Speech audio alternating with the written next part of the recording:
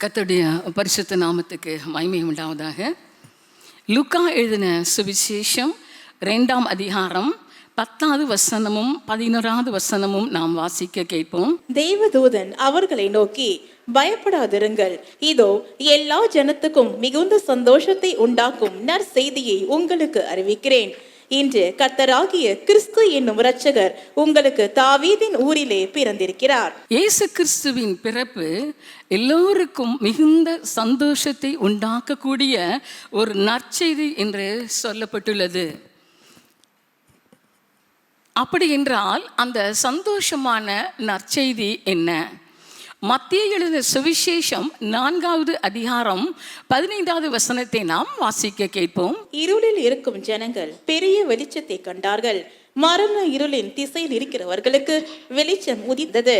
அந்த சந்தோஷமான நற்செய்தி என்னவென்றால், இருளில் உள்ளவர்கள், பாவத்தில் உள்ளவர்கள், மரணத்தை நோக்கி போய்கொண்டிருக்கிறவர்கள், சாபத்தில் உள்ளவர்கள் எல்லாரையும் வெளிச்சத்துக்கு கொண்டு வருவதுதான் அந்த நற்செய்தி. அதற்காக தான் இயேசு பிறந்தார். அடுத்தபடியாக, ஆதியிலே தேவன் உலகத்தை படைத்த பொழுது வெளிச்சத்தில் இருந்த மனிதன் இருளுக்குள் போய்விட்டபடியால் அந்த இருளுக்குள் சென்ற மனிதனை வெளிச்சத்துக்குள் கொண்டு வருவதற்காக, அதாவது பிசாசின் ஆதிக்கத்துக்குள் அகப்பட்ட அந்த மனிதனை வெளிச்சத்துக்குள் கொண்டு வரும்படியாகத்தான் இயேசு கிறிஸ்து இந்த உலகத்தில் வந்தார். ஆதியாகமம் 1ஆம் அதிகாரம் 1 முதல் 5 வசனத்தை நாம் வாசிக்க கேட்போம். ஆதியிலே தேவன் வானத்தையும் பூமியையும் சிருஷ்டித்தார். பூமியானது ஒழுங்கின்மையும் வெறுமையுமாயிருந்தது. ஆழத்தின் மேல் இருள் இருந்தது. தெய்வ ஆவியானவர் ஜலத்தின் மேல் அசைவாடி கொண்டிருந்தார். தேவன் வெளிச்சம் உண்டாக கடவது என்றார். வெளிச்சம் உண்டாயிற்று. வெளிச்சம் நல்லது என்று தேவன் கண்டார். வெளிச்சத்தையும் இருளையும் தேவன் வெவ்வேறாக பிரித்தார். தேவன் வெளிச்சத்துக்கு பகல் என்று பெயரிட்டார், இருளுக்கு இரவு என்று பெயரிட்டார். சாயங்காலமும் விடியற் காலமுமாகி முதலாம் நாள் ஆயிற்று. ஆதியிலே தேவன் உலகத்தை படைத்த பொழுது உலகம் இருளில் தான் இருந்தது. அந்த இருளை போக்குவதற்காகத்தான் ஆண்டவர் வெளிச்சம் உண்டாக கடவுது என்றார். அப்பொழுது வெளிச்சம் உண்டாயிற்று. அந்த வெளிச்சத்தையும் இருளையும் ஆண்டவர் வெவ்வேறாக அவர் பிரித்தார். பிரித்துவிட்டு வெளிச்சத்துக்கு பகல் என்றும் இருளுக்கு இரவு என்றும் பெயரிட்டார். இந்த வெளிச்சத்துக்கும் இருளுக்கும் புதிய ஏற்பாட்டிலே ஆவிக்குள்ளான சில அர்த்தங்கள் உண்டு. இந்த அர்த்தத்தை இயேசுவானவர் என்ன சொல்றார் என்பதை நாம் வாசிக்க கேட்போம். யோவான் எழுதின சுவிசேஷம் 11வது அதிகாரம் 9வது வசனமும் 10வது வசனமும் வாசிக்க கேட்போம். இயேசு பிரதியுத்தரமாக, பகலுக்கு 12 மணி நேரம் இல்லையா? ஒருவன் பகலிலே நடந்தால் அவன் இந்த உலகத்தின் வெளிச்சத்தை காண்கிறபடியினால் இடரமாட்டான். ஒருவன் இரவிலே நடந்தால் தன்னிடத்தில் வெளிச்சம் இல்லாதபடியினால் இடருவான் என்றார். ஒருவன் பகலிலே நடந்தால் அவன் இந்த உலகத்தின் வெளிச்சத்தை காண்கிறபடியால் இடரமாட்டான் என்று ஆண்டவர் சொல்லுகிறார். இதனுடைய ஆவிக்குரிய அர்த்தம் என்னவென்றால், ஒருவனோடு கூட இயேசு கிறிஸ்து வாஸ்தவமாக இருந்தால் அவன் வெளிச்சத்திலே நடப்பான். ஆதியாகமம் 39வது அதிகாரத்தை நாம் வாசித்து பார்ப்போமே ஆனால் அங்கு யோசேப்பை குறித்து சொல்லப்பட்டுள்ளது. யோசேப்பு போத்திபாருடைய வீட்டில் இருக்கும்போது போத்திபாருடைய மனைவி மூலமாக பாவம் அவனை நெருங்கி வந்தது. அப்படி அந்த பாவம் நெருங்கி வந்த போதும் கூட யோசேப்பு அந்த பாவத்திலே ஏன் விழாமல் இருந்தான் என்றால், ஆண்டவருடைய வெளிச்சத்தின் பிள்ளையாக அவன் நடந்தபடியினால், தேவனுடைய வெளிச்சம் அவனுக்குள் இருந்தபடினால் அந்த வெளிச்சம் அவனை பாவம் செய்யாதபடிக்கு தடுத்தது. 10வது வசனத்திலே, ஒருவன் இரவிலே நடந்தால் தன்னிடத்தில் வெளிச்சம் இல்லாதபடியால் இடருவான் என்று சொல்லுகிறார். அப்படின்னா தேவனால் அழைக்கப்பட்ட சிம்சோன் வெளிச்சத்திலிருந்து அவன் இருளுக்குள் அவன் போய்விட்டான். அவன் அந்த இருளுக்குள் வந்தபடினால் அவன் இடறி விழுந்தான். கடைசியில் மரணத்துக்குள் அவன் சென்று விட்டான். இப்படியாக இருளில் உள்ளவர்களை, மரணத்தை நோக்கி போய்கொண்டவர்களை விடுவிக்கத்தான் இயேசு கிறிஸ்து அவர் பிறந்தார். யோவான் எழுதின சுவிசேஷம் 1ஆம் அதிகாரம் 9வது வசனத்தை நாம் வாசிக்க கேட்போம். உலகத்திலே வந்து எந்த மனுஷனையும் பிரகாசிப்பிக்கிற ஒளியே அந்த மெய்யான ஒளி. உலகத்தில் எந்த மனுஷனும் என்று சொல்லப்பட்டிருக்கிறது, எந்த பாபத்தில் அவன் இருந்தாலும் சரி, அவனை மறுபடியுமாக அந்த வெளிச்சத்துக்குள் அவனை கொண்டு வந்து அவனை மீட்டெடுக்கிறதுக்கான இயேசு கிறிஸ்து இந்த உலகத்துக்கு வந்தார். அப்படி வந்த முக்கிய நோக்கமே பாவ இருளில் உள்ளவர்கள், சாபத்தை நோக்கி போய்கொண்டிருக்கிறவர்கள், சமாதானத்தை இழந்து தவிக்கிறவர்கள், சந்தோஷத்தை இழந்து தவிக்கிறவர்கள், கண்ணீரின் பாதையில் போய்கொண்டிருக்கிறவர்களை மீட்டெடுத்து அவர்கள் மறுபடியுமாக வெளிச்சத்தில் கொண்டு வந்து அவர்களுக்குள் ஒரு சந்தோஷத்தை கொடுப்பதற்காகத்தான் இயேசு கிறிஸ்து இந்த உலகத்திலே அவர் பிறந்தார். இந்த நாளிலும் முதலாவது நான் பார்க்க போகிற காரியம் என்னவென்றால், வெளிச்சத்தில் உருவாக்கப்பட்ட மனிதன், வெளிச்சத்தில் தேவனோடு உறவாடி கொண்டிருந்த மனிதன் எப்படி இருளுக்குள் அவன் போனான், ஏன் அவனை பிரகாசிக்க இயேசு வந்தார் என்பதை குறித்து தான் முதலாவது நாம் பார்க்க போகிறோம். ஆதியாகமம் 3ஆம் அதிகாரம் 1 முதல் 6 வசனங்களை நாம் வாசிக்க கேட்போம். தேவனாகிய கர்த்தர் உண்டாக்கின சகல காட்டு ஜீவன்களை பார்க்கிலும் சர்ப்பமானது தந்திரம் உள்ளதாயிருந்தது. அது ஸ்திரீயை நோக்கி, நீங்கள் தோட்டத்தில் உள்ள சகல விருட்சங்களின் கனியையும் புசிக்க வேண்டாம் என்று தேவன் சொன்னது உண்டோ என்றது.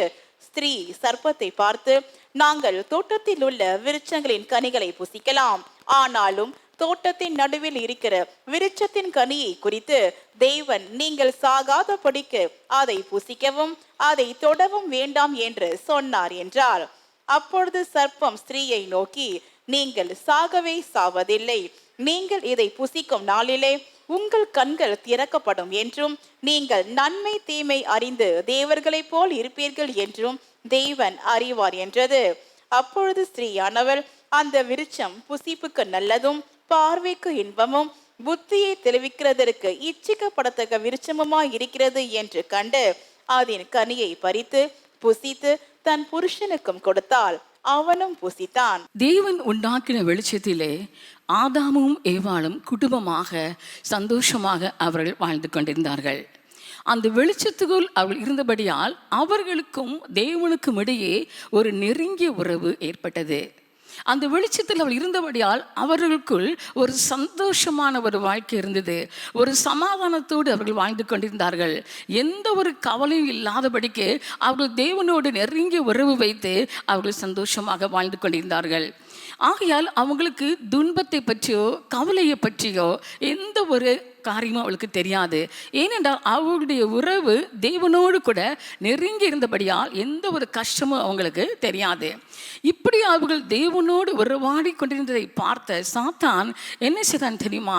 எப்படியாவது இந்த உறவை பிரிக்க வேண்டும், தேவனுக்கும் மனிதனுக்கும் இனி எந்த இடைவெளியும் இருக்கக்கூடாது, தேவன் அவர்களோடு கூட உறவாடக்கூடாது, மனிதன் தேவனோடு உறவாடக்கூடாது, அவர்களுக்கு ஒரு பிரிவை உண்டாக்க வேண்டும் என்று ஒரு சரியான ஒரு திட்டம் போட ஆரம்பித்தான். சாத்தானுடைய வேலையை ஒரு மனிதனை சந்தோஷமாக இருக்க விடாதபடிக்கு அவர்களை இருளுக்குள் கொண்டு போவதான் அவனுடைய வேலை. ஆனால் ஆண்டவரோ அப்படி இருளுக்குள் போனவர்களை பிரகாசிக்க வைக்க வேண்டும் என்பதுதான் அவருடைய நோக்கம். இப்படியாக சாத்தான் என்ன செய்தான் தெரியுமா? அவன் தந்திரமான வார்த்தைகளால் ஏவாளோடு அவன் பேச ஆரம்பித்தான். அவன் அந்த ஏவாளை ஏமாற்றி தேவனுடைய வார்த்தைக்கு அவன் கீழ்ப்படியாமல் ஆக்கி அவள் மூலம் ஆதாமையும் ஏமாற்றி வஞ்சிக்க வைத்து அவள் இருவரும் பாவத்துக்குள்ளாகிவிட்டார்கள். இப்போது இருவருமே இருளான வாழ்க்கைக்குள் போய்விட்டார்கள். பகலில் குளிர்ச்சியான வெளியிலே தோட்டத்திலே உலாவுகிற தேவனுடைய சத்தத்தை அவர்கள் கேட்டார்கள். இப்பொழுது அவர்கள் இருளில் இருந்தபடியால் அவர்களுடைய சத்தத்தை கேட்க முடியவில்லை, ஒளியாகிய தேவனை அவர்கள் பார்க்க முடியவில்லை. அவர்களுக்கு பயம் வர ஆரம்பித்தது, ஒரு நடுக்கம் வர ஆரம்பித்தது. ஐயோ, தேவனுடைய வார்த்தைக்கு கீழ்ப்படியாமல் போய்விட்டோமே, இப்பொழுது நாம் இருளுக்குள் வந்து விட்டோமே என்று உணர்வு வர ஆரம்பித்தது. அவர்கள் அதனால் தேவனுடைய சத்தத்தை கேட்டுடனே ஓடி போய் அவர்கள் ஒளிந்து கொண்டார்கள். அப்பொழுது தேவனாகிய கர்த்தர் அங்கு வந்து, ஆதாமே நீ எங்கே இருக்கிறாய் என்று அவர் கூப்பிட்டார். அப்போது ஆதாம் சொன்ன பதிலை நாம் வாசிக்க கேட்போம். ஆதியாகமம் 3ஆவது அதிகாரம் 9வது வசனமும் 10வது வசனமும். அப்பொழுது தேவனாகிய கர்த்தர் ஆதாமை கூப்பிட்டு, நீ எங்கே இருக்கிறாய் என்றார். அதற்கு அவன், நான் தேவரீருடைய சத்தத்தை தோட்டத்திலே கேட்டு நான் நிர்வாணியாய் இருப்பதினால் பயந்து ஒளித்து கொண்டேன் என்றான். அவன் ஏன் ஒளிந்து கொண்டான்? அவன் இருளுக்குள் போய்விட்டபடியால் அவன் தேவனை சந்திக்க முடியாதபடிக்கு அவன் இருளுக்குள் போய்விட்டான். அந்த இருளுக்குள் போய்விட்டபடியால் தேவனுடைய சாபத்தை பெற்றான். சாபத்தை பெற்றதுமல்லாமல் தேவன் அவள் இருவரையும் தோட்டத்தை விட்டு அவர் விரட்டிவிட்டார். வெளிச்சத்தில் தேவனோடு சந்தோஷமாக சமாதானத்தோடு உறவாடிக்கொண்டிருந்த அவளுடைய வாழ்க்கையில் அந்த சந்தோஷம் போனது. தேவனுக்கும் அவர்களுக்கும் இடையே இருந்து அந்த உறவு நொறுக்கப்பட்டு போனது. எனக்கு அருமையானவர்களே, பிசாசுடைய தந்திரமே நாம் சந்தோஷமாக இருக்கக்கூடாது என்பதான். அவர்கள் தேவனுடைய உறவை விட்டபடினால சமாதானத்தை இழந்தார்கள், சந்தோஷத்தை இழந்தார்கள், மகிழ்ச்சி இருந்தார்கள். குடும்பமாக சந்தோஷமாக வாழ்ந்து கொண்டிருந்த அந்த குடும்ப வாழ்க்கையில் வேதனைப்பட ஆரம்பித்தார்கள். அப்படியாக சாபத்துக்குள் அவர்கள் தள்ளப்பட்டார்கள். ஆதியாகமம் 3ஆம் அதிகாரம் 17வது வசனமும் 18, 19 நாம் வாசிக்க கேட்போம். பின்பு அவர் ஆதாமை நோக்கி, நீ உன் மனைவியின் வார்த்தைக்கு செவி கொடுத்து புசிக்க வேண்டாம் என்று நான் உனக்கு விலக்கின விருட்சத்தின் கனியை புசித்தபடியினாலே பூமி உன் நிமித்தம் சபிக்கப்பட்டிருக்கும். நீ உயிரோடு இருக்கும் நாளெல்லாம் வருத்தத்தோடே அதன் பலனை புசிப்பாய். அது உனக்கு முள்ளும் குறுக்கும் முளைப்பிக்கும். வெளியின் பயிர் வகைகளை புசிப்பாய். நீ பூமியில் இருந்து எடுக்கப்பட்டபடியால் நீ பூமிக்கு திரும்ப மட்டும் உன் முகத்தின் வேர்வையால் ஆகாரம் புசிப்பாய். நீ மண்ணாய் இருக்கிறாய், மண்ணுக்கு திரும்புவாய் என்றார். பூமி உன் நிமித்தம் சபிக்கப்பட்டிருக்கும் என்றார். அப்படினால் தேவனுடைய வார்த்தைக்கு அவர்கள் கீழ்ப்படியாதபடினாலே சாபத்தை அவர்கள் பெற்றார்கள். அவர்கள் சாபத்தை பெற்றதின் நிமித்தமாக அவர்களுடைய சந்ததியும் சாபத்துக்குள் தள்ளப்பட்டார்கள். காயின் ஒரு கொலைக்காரனாக அவன் மாறிவிட்டான். என் கருமையானவர்களே, இந்த சாபத்தினால தான் அநேக குடும்பங்களில் தீராத வியாதிகள் உண்டு, கடன் பிரச்சனைகள் உண்டு. அநேகருடைய வீடு இருளாக போவதுக்கு காரணமே இந்த சாபத்தினால தான். இந்த தேவனுடைய வார்த்தைக்கு கீழ்ப்படியாதபடிக்கு பிசாசு தந்திரமாக அவர்களை தேவனுடைய வார்த்தையை விட்டு அவளை விலக வைத்து விடுவான். அதனால் தான் இந்த காரியங்கள். ஒரு குடும்பத்திலே 2 குழந்தைகள் இருந்தார்கள். அந்த 2 குழந்தைகள் மூளை வளர்ச்சி இல்லாத குழந்தைகளாக இருந்தார்கள். அந்த 2 குழந்தை ஏன் அப்படி பிறந்தது என்று பார்க்கும்போது அந்த கிராமத்தில் உள்ளவர்கள் சொன்னார்கள், இந்த தாயானவள் ஒரு விபச்சார பாவத்தில் ஈடுபட்டிருந்தாள். காரணம் அந்த தாயினுடைய பாவம். அந்த பாவத்தின் நிமித்தமாக அந்த 2 குழந்தைகளும் மூளை வளர்ச்சி இல்லாத குழந்தைகளாக பிறந்தார்கள். ஒரு பரிதாபமான ஒரு குடும்பமாக அவர்கள் காணப்பட்டார்கள். அவன் செய்த பாவத்தை நிமித்தம் பிசாசு உலகத்தின் அதிபதியாகவே அவன் மாறிவிட்டான். அதனால் ஜனங்களை தனக்கு அடிமையாக்கி ஜனங்களை பாவம் செய்து அவன் வைத்து விட்டான். ஆகையால் நோவாவுடைய காலத்திலே ஜனங்கள் பாவம் செய்தபடியால் ஜலப்பிரயாத்தினாலே ஆண்டவர் அவர்களை அழித்து விட்டார். ஆபிரகாமுடைய காலத்திலே ஜனங்களுடைய பாவம் மிகவும் கொடிதாக இருந்தபடினாலே அவர்கள் சோதோம் கொமோரா பட்டணம் அக்கினியினாலும் கந்தத்தினாலும் அழிக்கப்பட்டது. ஜனங்கள் அழிந்து போனார்கள். இப்படி பிசாசானவன் மனிதனை பாவம் செய்து வைத்து தேவனுக்கும் மனிதனுக்கும் உள்ள உறவை அவன் கெடுத்து விட்டான். இப்படி கெடுக்கப்பட்ட அந்த உறவை மீண்டுமாக கொண்டு வருவதைத்தான் இயேசு கிறிஸ்து இந்த உலகத்திலே அவர் பிறந்தார். நம்ம எல்லாரும் பிசாசின் பிடியில் இருந்து வெளிப்பட வேண்டும். அவனுடைய எந்தெந்த காரியத்தில் மனிதனை பாவம் செய்ய வைக்கிறானோ அந்த காரியத்தில் உட்படாமல் இருக்க வேண்டும் என்பதற்காக தான் நாம் இருளுக்குள் போய்விடக்கூடாது என்பதற்காக தான் தேவனாய் கர்த்தர் நமக்காக இந்த உலகத்தில் வந்து பாடுபட்டு ரத்தம் சிந்தி மறுபடியும் உயிர்த்தெழுந்து அவர் மீட்டுக்கொண்டார். அவருடைய ஒரே காரணம் நாம் எல்லாரும் சந்தோஷமாக இருக்க வேண்டும், சமாதானமாக இருக்க வேண்டும் என்பதுதான் தேவனுடைய விருப்பம். அதுக்காகத்தான் இயேசு கிறிஸ்து இந்த உலகத்துக்கு வந்தார்.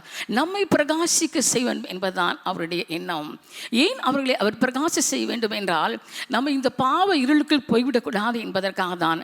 ஆகையால் மத்தேயு சுவிசேஷம் 1ஆம் அதிகாரம் 21வது வசனத்தை நாம் வாசித்து பார்ப்போமானால், அவர் தமது ஜனங்களின் பாவங்களை நீக்கி அவர்களை ரட்சிப்பார் என்று சொல்லப்பட்டுள்ளது.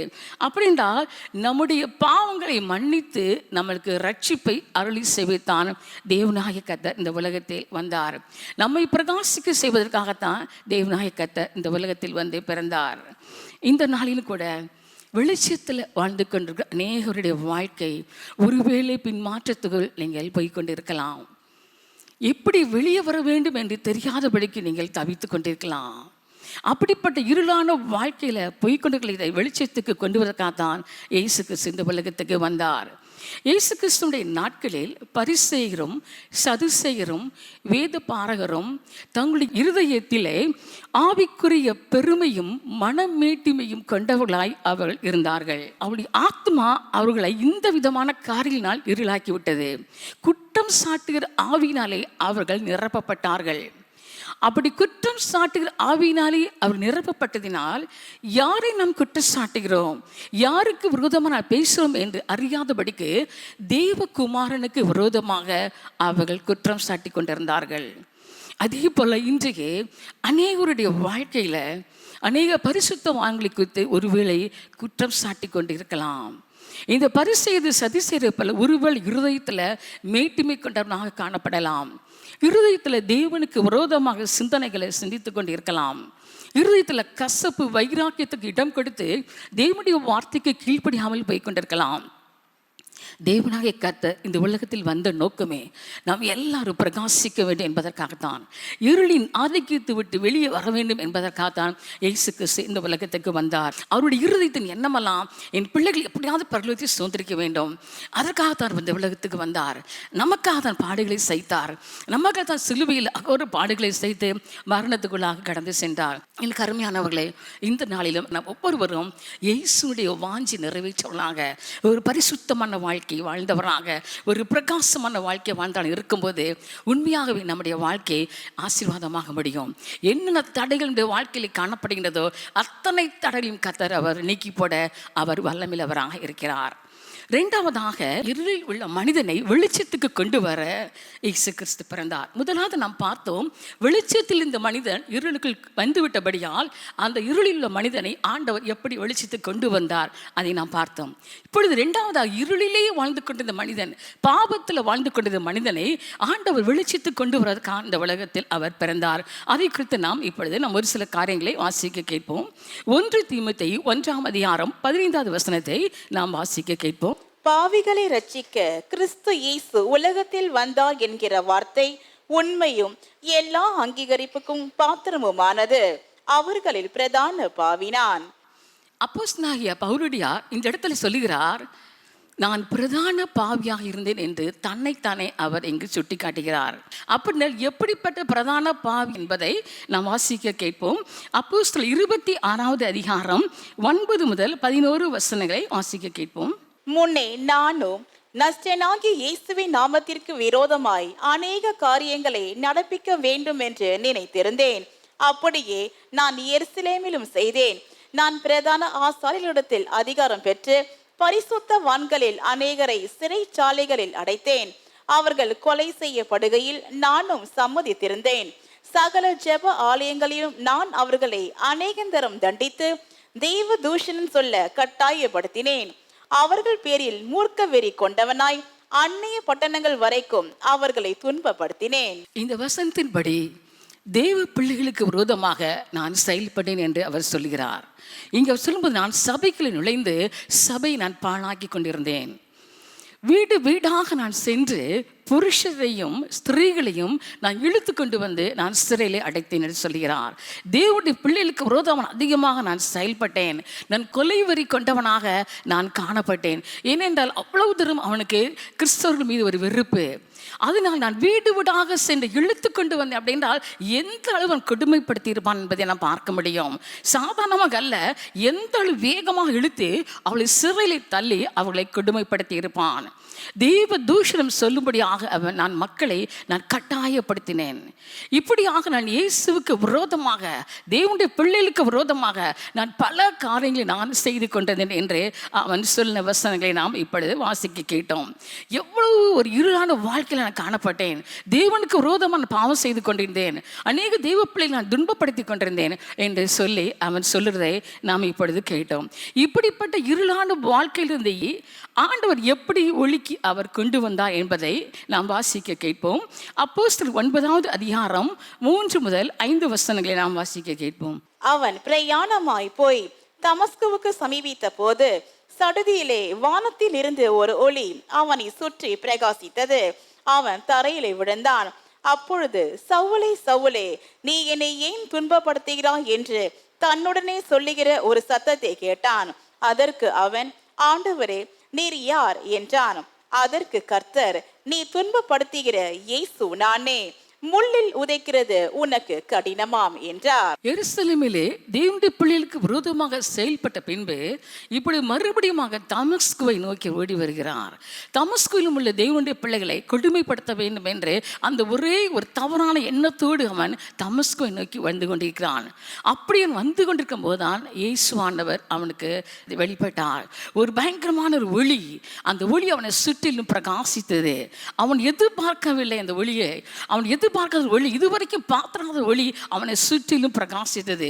இயேசுவாகி அந்த ஒளி அவனை சுற்றிலும் அவர் பிரகாசிக்க ஆரம்பித்தார். அவனை சுற்றிலும் பிரகாசித்த போது அவனுடைய கண்கள் இரண்டும் குருடாக்கப்பட்டது. அப்படி அவன் தரையிலே அவன் விழுந்து விட்டான். 3 நாட்கள் அவன் உண்ணாமல் அவன் அப்படியே இருந்தான். இப்பொழுது கண்கள் குருடாக்கப்பட்டபடியினால் அவன் ஒரு இருளுக்குள் அவன் போய்விட்டான். இப்பொழுதுதான் அவனுக்கு தெரியுது, இருளான வாழ்க்கையில் நான் வாழ்ந்து கொண்டிருந்தேன் என்று அவன் இப்பொழுது அவன் உணர ஆரம்பித்தான். அப்போது இயேசு அவனோடு பேச ஆரம்பித்தார். சவுலே சவுலே, நீ என்னை ஏன் துன்பப்படுத்துகிறாய் என்று பேச ஆரம்பித்தார். அந்த வார்த்தையில் உள்ள அன்பின் குரல், அந்த வார்த்தையில் வல்லமை, அந்த வார்த்தையில் ஒரு பிரகாசம் இருதயத்தை குத்த ஆரம்பித்தது. அவன் இப்பொழுதுதான் இருதயம் உணர்வடைய ஆரம்பித்தான், பாவ உணர்வடைய ஆரம்பித்தான். இயேசுக்கு விரோதமான பாவம் செய்து விட்டேனே என்று சொல்லி அவன் இருதயத்தில் குத்தப்பட்டவனாக அவனுக்குள் ஒரு மனமாற்றம் ஏற்பட்டது. அந்த மனமாற்றம் ஏற்பட்டவுடன் இயேசு அவன் பாவங்களை அவர் மன்னித்தார். இப்பொழுது ஒரு புதிய மனிதனாக அவன் மாறிவிட்டான். இயேசுவுக்காக எப்படியாவது ஊழியம் செய்ய வேண்டும் என்று அவனுக்குள் ஒரு வாஞ்சை ஏற்பட்டது. இயேசுவானவர் என்ன நோக்கத்தோடு பவுலிடம் அவர் சென்றார் என்பதை நாம் வாசிக்க கேட்போம். அப்போஸ்தலர் 26வது அதிகாரம் 14வது வசனத்திலிருந்து 18வது வசனம் வரை நாம் வாசிக்க கேட்போம். இப்பொழுது நீ எழுந்து கால் ஊன்றி நில், நீ கண்டவைகளையும் நான் உனக்கு தரிசனமாகி காண்பிக்க போகிறவைகளையும் குறித்து உன்னை ஊழியக்காரனாகவும் சாட்சியாகவும் ஏற்படுத்துகிறதற்காக உனக்கு தரிசனமானேன். உன் சுய ஜனத்தாரிடத்தினின்றும் அந்நிய ஜனத்தாரிடத்தினின்றும் உன்னை விடுதலையாக்கி அவர்கள் என்னை பற்றும் விசுவாசத்தினாலே பாவ மன்னிப்பையும் பரிசுத்தமாக்கப்பட்டவர்களுக்குரிய சுதந்திரத்தையும் பெற்றுக்கொள்ளும்படியாக அவர்கள் இருளை விட்டு ஒளிநிலத்திற்கும் சாத்தானுடைய அதிகாரத்தை விட்டு தேவனிடத்திற்கும் திரும்பும்படிக்கு நீ அவர்களுடைய கண்களை திறக்கும் பொருட்டு இப்பொழுது உன்னை அவரிடத்திற்கு அனுப்புகிறேன் என்றார். இயேசுவானவர் பவுல் மீது என்ன திட்டத்தை வைத்திருந்தாரோ அந்த திட்டம், அந்த நோக்கம், அந்த தரிசனத்தை இப்பொழுது அவனுக்கு வெளிப்படுத்துகிறார்.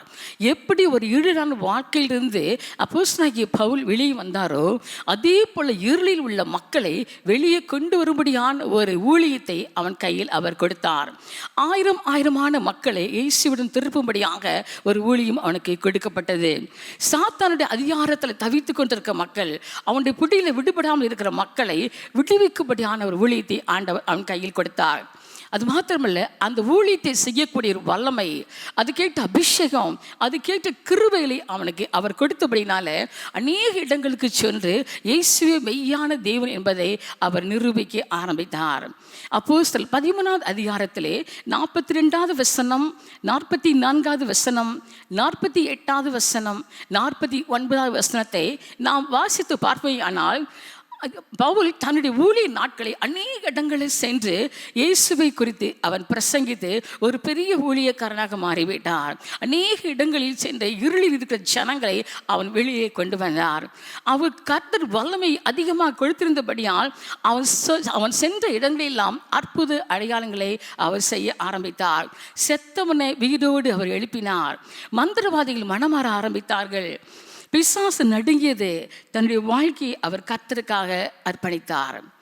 இப்படியாக நாம் இந்த நாளிலும் கூட இயேசு கிறிஸ்து பிறந்த நாளை கொண்டாடுகிற நம்முடைய வாழ்க்கையில் எந்தெந்த காரியத்தில் கட்டப்பட்டு இருக்கிறோமோ, எந்தெந்த வியாதியில் நாம் காணப்படுகிறோமோ, கர்த்தர் நம்மளுக்கு விடுதலை தரக்கூடிய ஒரு நாள் இது.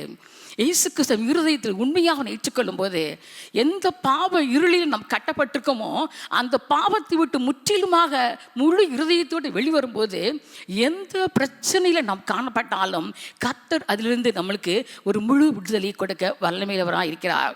சத்ருவானவன் அந்த ஆசீர்வாதத்தை பெற்றுக்கொள்ள முடியாதபடிக்கு பல தடையை நம்மளுக்கு கொண்டு வருவான். ஆனால் அவனுக்கு நாம் செவி கொடுக்காதபடிக்கு எப்படி அவள் தேவனுடைய ஒளி வந்ததும் பாவ உணர்வடைந்தானோ அந்த உணர்வு நம்ம ஒவ்வொருடைய இருதயத்தில் இருக்கும்போது மாத்திரமே நாம் அந்த ஆசீர்வாதத்தை முழுவதுமாக நாம் சுதந்திரிக்க முடியும். நம்மை ஆசீர்வதிப்பதற்காகத்தான் இயேசு கிறிஸ்து அவர் பிறந்தார். அடுத்தபடியாக இருளில் உள்ள ஜனங்களை எப்படி அவர் பிரகாசிக்க செய்தார் என்பால் யோவான் எழுதின சுவிசேஷம் 8ஆம் அதிகாரம் 1 முதல் 12 வசனத்தை நாம் வாசித்து பார்ப்போமேயானால் இருளில் இருந்த ஒரு விபச்சார ஸ்திரீயை அவனுடைய வாழ்க்கையில் எப்படி இயேசுவானவர் பிரகாசிக்க செய்தார் என்று சொல்லப்பட்டுள்ளது. யோவான் எழுதின சுவிசேஷம் 8ஆம் அதிகாரம் 3வது வசனத்தை நாம் வாசிக்க கேட்போம். அப்பொழுது விபச்சாரத்திலே கண்டுபிடிக்கப்பட்ட ஒரு ஸ்திரீயை வேத பாரகரும் பரிசேயரும் அவரிடத்தில் கொண்டு வந்து அவளை நடுவே நிறுத்தி, விபச்சாரத்தில் கண்டுபிடிக்க ஒரு ஸ்திரீயை அவர்கள் கொண்டு வந்து இயேசுக்கு முன்பாக வேத பாரகரும் பரிசேயரும் நிறுத்தினார்கள். அங்கு நிறுத்தி அவள் இயேசுவிடம் மறுபடியும் சொல்லுகிறார்கள், இவள் விபச்சாரத்தில் கண்டுபிடிக்கப்பட்டவள், இவள் மரணத்துக்கு இவள் பாத்திரமானவள், இவள் கண்டிப்பாக இவள் கல்லறிந்து கொள்ள வேண்டும் என்று சொல்லி இயேசுவிடம் சொல்லி கொண்டே இருந்தார்கள். இயேசுவோ குனிந்து விரலினால் அவர் எழுதி கொண்டே இருந்தார். அவள் மறுபடியும் இயேசுவிடம் சொல்லிக்கொண்டே இருந்தபடியால் இயேசு அவர்கள் நிமிர்ந்து பார்த்து அவர் சொன்னார், உங்களில் பாவம் இல்லாதவன் முதலாவது அவளிடம் கல்லறிய கடவன் என்று சொன்னார். அவர் சொல்லிவிட்டு மறுபடியும் குனிந்து தரையில் எழுதினார். அவள் நிமிர்ந்து பார்த்தபோது அங்கு ஒருவரையுமே காணவில்லை. ஏனென்றால் அங்குள்ள அத்தனை பேரும் ஒரு பாவத்தில் இருந்தபடினாலே அவள் இயேசுவை நிமிர்ந்து அவர் பார்க்க முடியவில்லை. மறுபடியுமாக அவர்கள் என்ன செய்தார்கள் என்றால் இயேசுவை பார்க்க முடியாதவர்களாக எல்லாரும் அந்த இடத்தை விட்டு ஓடிவிட்டார்கள். அப்போது இயேசு இந்த ஸ்திரீயை பார்த்து சொன்னார், உன்னை குற்றச்சாட்டுகள் எங்கே என்று கேட்டார். அப்படி ஒருவரும் இல்லை ஆண்டவரே என்று சொன்னபோது ஆண்டவர் சொன்னார், நீ போ இனி பாவம் செய்யாத என்றார். அவளை பார்த்து ஆண்டவர் சொன்ன காரியம், நீ போ இனி பாவம் செய்யாத என்றார். அப்படி என்றால் ஆண்டவர் அவளுடைய பாவத்தை மன்னித்து விட்டார் என்று அர்த்தம். இப்பொழுது அவளுக்குள் இந்த மரண பயம் போய்விட்டது, பாவ இருள் அவளை விட்டு நீங்கி விட்டது. அப்படின்னு அவள் இப்பொழுது இருளிலிருந்து அவள் இப்பொழுது வெளிச்சத்துக்கு வந்து விட்டாள். ஆனால் ஆண்டவர் வார்த்தை சொன்னார், நீ இப்போ இனி பாவம் செய்யாதே.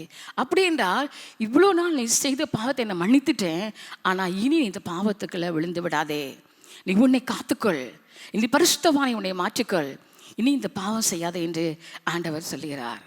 இன்றைக்கு அருமையானவர்களே, அந்த மகளுடைய வாழ்க்கை ஆண்டவர் பிரகாசிக்க செய்தார்.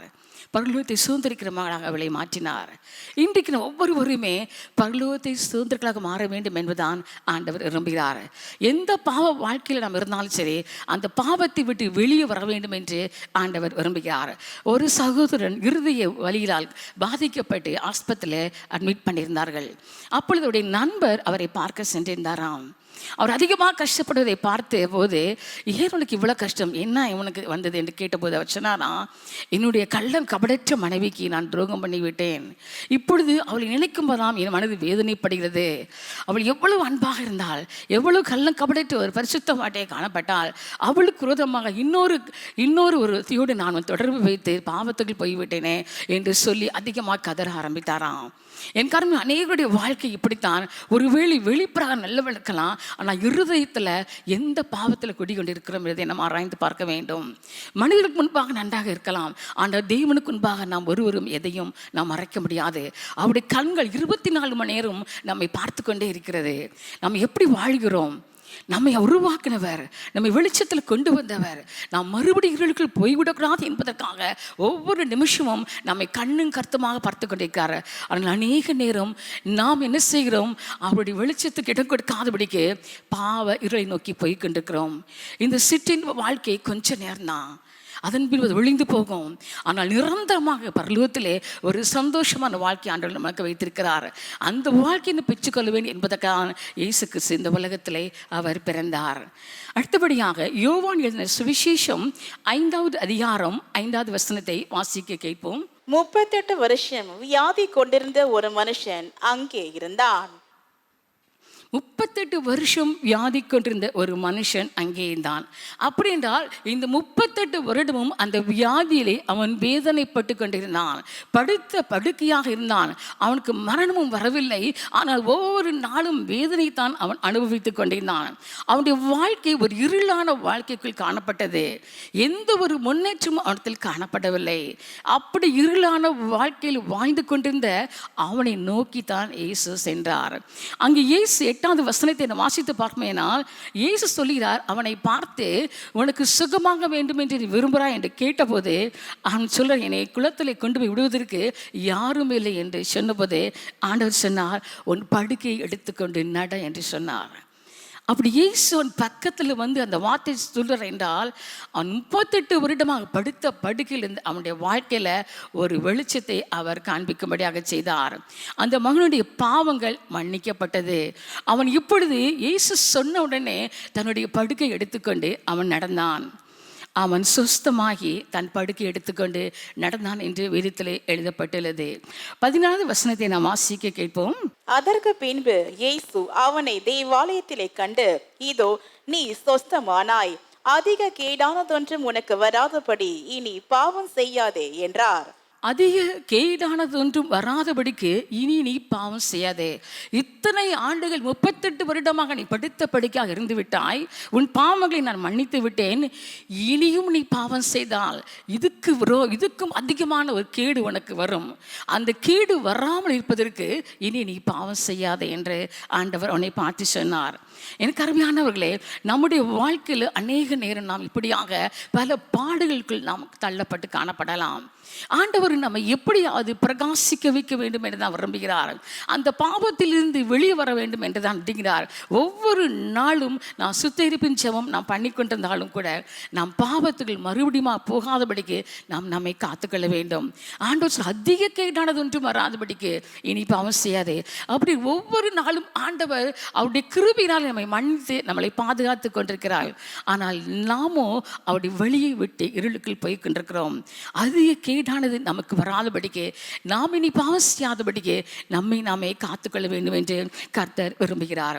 அநேகர் இப்படியாக பாவத்தில், வியாதியில், சரீர சுகவீனத்தில் நீங்கள் காணப்பட்டு கொண்டிருக்கலாம். ஒருவேளை தீராத வியாதியில் நீங்கள் காணப்படலாம். இந்த வியாதிக்கு இன்னும் சுகமாகவில்லை என்று ஒருவேளை நீங்கள் யோசிக்கலாம். கண்ணீரின் பாதையில் நீங்கள் ஒருவேளை நீங்கள் போய் கொண்டிருக்கலாம். எனக்கு உதவி செய்ய யாரும் இல்லை என்று ஒருவேளை நீங்கள் நினைத்து கொண்டிருக்கலாம். எனக்கு அருமையானவர்களே, அப்படிப்பட்ட உங்கள் ஒவ்வொருவரையும் தேடிதான் ஆண்டவர் இந்த நாளிலே அவர் நம்மண்டை வந்திருக்கிறார். அதற்காக தான் இயேசு கிறிஸ்து இந்த உலகத்திலே அவர் வந்து பிறந்தார். நம்முடைய கண்ணீரை துடைப்பதற்காக, நம்முடைய பாவத்தை மன்னிப்பதற்காக, நாம் மகிழ்ச்சியாக வாழவேன் என்பதற்காக, குடும்பமாக சந்தோஷமாக இருக்கவேன் என்பதற்காக தான் இயேசு கிறிஸ்து இந்த உலகத்திலே வந்தார். நம்முடைய பாவங்களை மன்னித்து நம்மை பிரகாசிக்க செய்வதற்காக இயேசு கிறிஸ்து இந்த உலகத்தில் வந்தார்.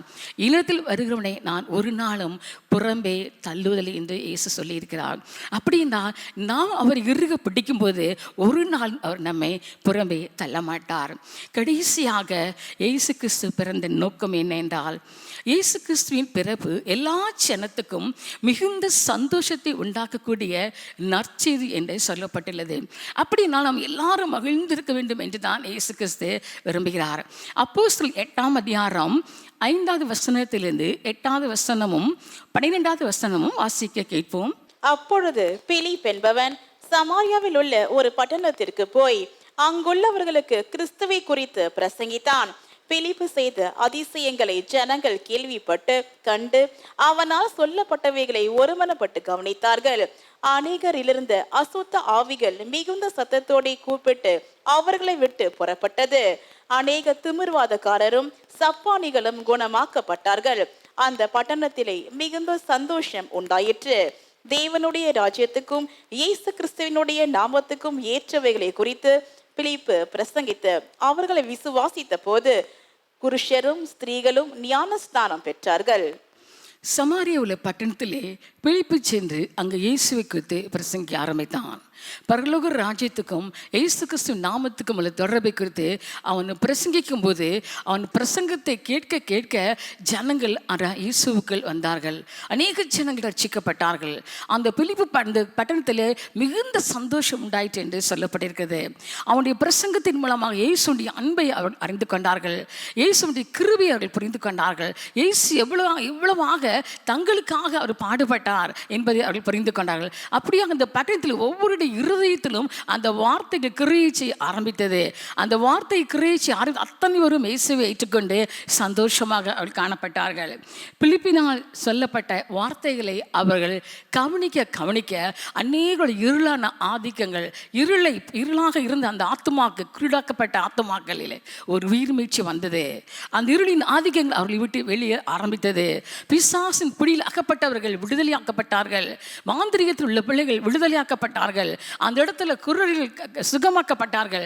வியாதியஸ்தர்கள், சப்பானிகள், திமிர்வாதக்காரர்கள், இப்படி அநேக வியாதியஸ்தர்கள் அங்கு சுகமாக்கப்பட்டார்கள்.